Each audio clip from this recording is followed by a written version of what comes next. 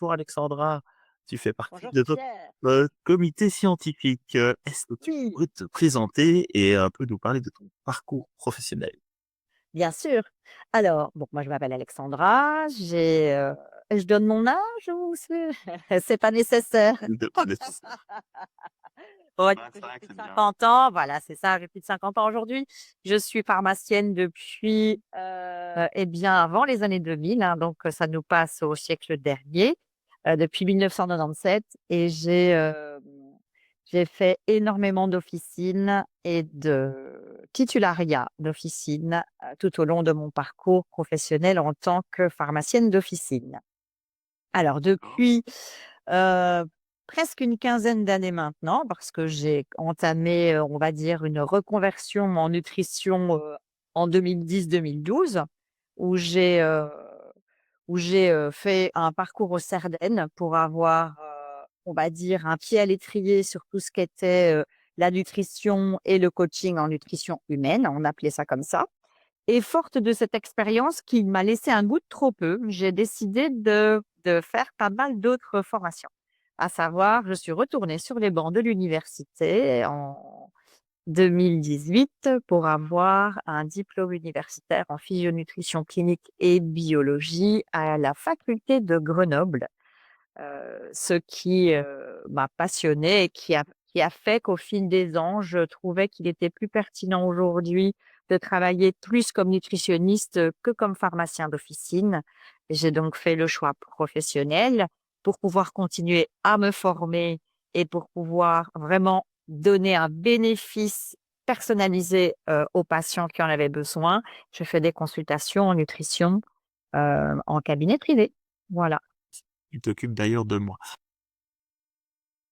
Est-ce que tu pourrais nous présenter ta passion, la nutrition et peut-être Ouais, d'autres des... bah, oui, oui, oui et je vais vous raconter une petite anecdote parce qu'en fait, ma passion de la nutrition, elle est pas venue de la lune, hein. D'abord, il y a eu, ben, les patients que je trouvais, souvent, très mal accompagnés, surtout les patients, victimes, de surpoids et de diabète, à qui on suggérait de perdre du poids, mais on savait pas trop comment ils pouvaient perdre du poids et voilà, on les orientait pas tellement à part leur donner des médicaments, des hypoglycémiants, voilà.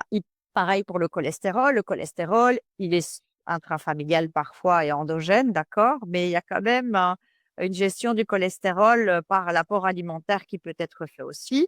Et donc, il y a eu comme ça toute une série de pathologies pour lesquelles je trouvais qu'il y avait un espèce de vide au niveau de l'accompagnement.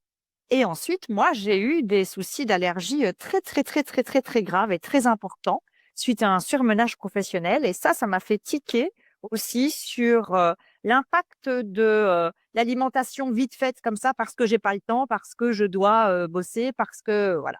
Et ça a donc créé chez moi de gros soucis de santé.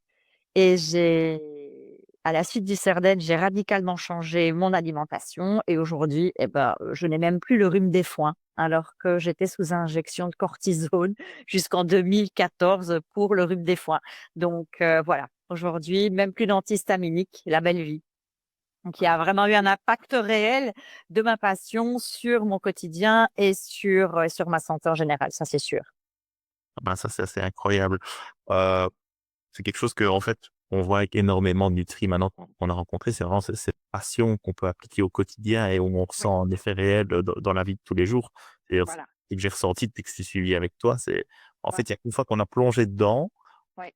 bah, il y a un peu une passion qui naît. On doit un peu, d'ailleurs, moi, je dois un peu me réfréner pour pas trop me former parce qu'il faut que je continue aussi à lancer des produits et bah, Ouais. on est une société. Mais c'est vrai que c'est vraiment un monde qui est passionnant.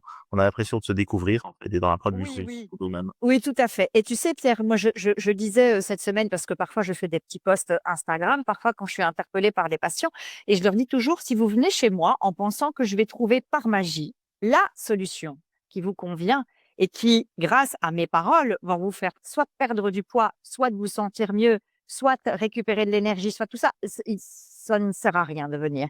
La nutrition, ce sont des petites choses qu'on fait au quotidien et qu'on doit ancrer comme des bonnes habitudes, pour avoir un effet bénéfique à long terme. Mais l'effet bénéfique est très, très réel. Qu'est-ce qui t'a motivé, touché quand on est venu, quand je suis venu de parler de notre projet de complément alimentaire destiné aux pharmaciens indépendants. Euh, voilà. Peut-être qu'on va parler de l'encadrement, de l'usage des compléments, de quelques exemples que tu aurais aussi. Enfin voilà, le rôle que les pharmaciens ont pour toi à jouer dans le cadre des compléments alimentaires qu'on peut maintenant trouver parfois malheureusement en grande surface. Eh bien oui, moi je trouve effectivement que alors d'abord, il y a une tonne d'informations sur internet. Il y a une tonne d'informations erronées sur les réseaux sociaux, sur Instagram, avec des grandes promesses de certains compléments qui ont aucune, valeur scientifique prouvée, aucune valeur de qualité. Ça, c'est je trouve, c'est extrêmement important. C'est qu'effectivement, on peut tout trouver sur internet, mais trouver du qualitatif, je pense qu'il y a que via, le circuit, officinal qu'on peut trouver quelque chose de réellement qualitatif avec le conseil de prise associé. Alors moi, je trouve qu'une personne, hem, ne n'aura jamais la même attitude et le même discours quand on l'a en face de soi que quand elle clique sur internet pour avoir, un conseil parfois par robot interposé. Parce que, le pharmacien peut aussi faire le lien avec le passif du patient, ce qui est très important et aussi avec sa médication. Les compléments alimentaires ne sont pas sans interaction, ne sont pas sans effets secondaires pour certains et quand on a un traitement médicamenteux de suivi de pathologie chronique, on est obligé d'en tenir compte pour pour prendre un complément, quel qu'il soit et s'automédiquer pour moi est une très mauvaise chose, vraiment. Mmh. Et est-ce que tu as pas un exemple dont on a parlé justement dernièrement? Oui, oui, oui. Oui. J'ai eu, pendant plusieurs années au comptoir une femme qui était, assez, obsédée par, les antioxydants et les compléments alimentaires pour rester jeune, en forme, en bonne santé, ne pas s'intoxiquer, avec les métaux lourds. Donc elle prenait des antioxydants tout azimut, sans jamais avoir fait ni de prise de sang, ni de contrôle, ni quoi que ce soit. Cette patiente a développé un cancer du sein fulgurant parce qu'elle était beaucoup trop, surmédiquée en compléments alimentaires et en antioxydants. Donc à toute chose, il peut y avoir le revers de la médaille. Un excès en sélénium n'est pas bon pour la santé.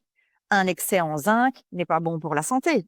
Donc il y a, des compléments alimentaires, y compris pour la vitamine B9 qui est une vitamine, si on en prend dans plusieurs compléments alimentaires, qui peut avoir des effets délétères, comme la vitamine B6. Donc, il y a un impact réel de ces, compléments alimentaires sur la santé et on ne peut pas, comme ça, s'automédiquer sans faire de vérification à un moment donné si c'est pertinent, au risque d'avoir des dégâts.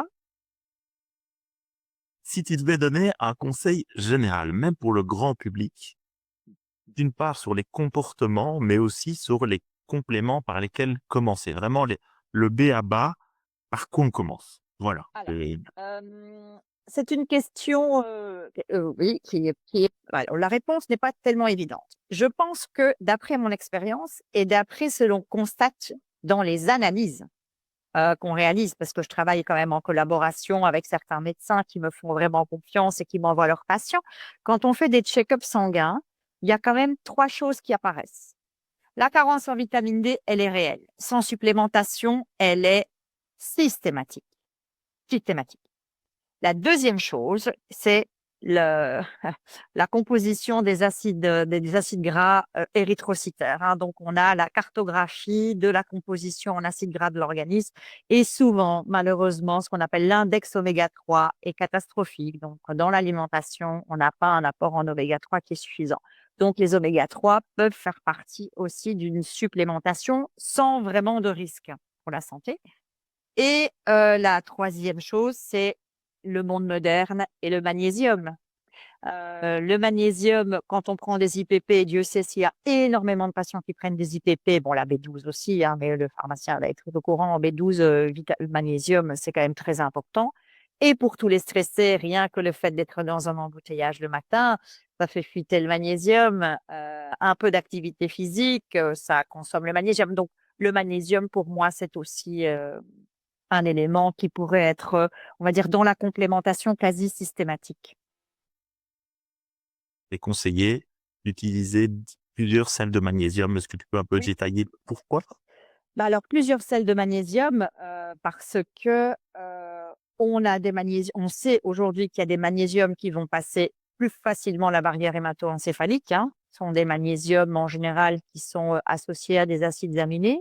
On sait aussi que les magnésiums avec, certains sels comme le citrate sont des magnésiums qui vont avoir tendance à diminuer, à alcaliniser l'organisme, donc diminuer tout ce qui est, acide et effectivement, avoir une combinaison de sels de magnésium permet d'avoir, on va dire, une absorption plus importante vu qu'on a aussi un système d'absorption du magnésium dans l'intestin qui est pluriel. Donc on n'a pas qu'une seule manière d'absorber le magnésium.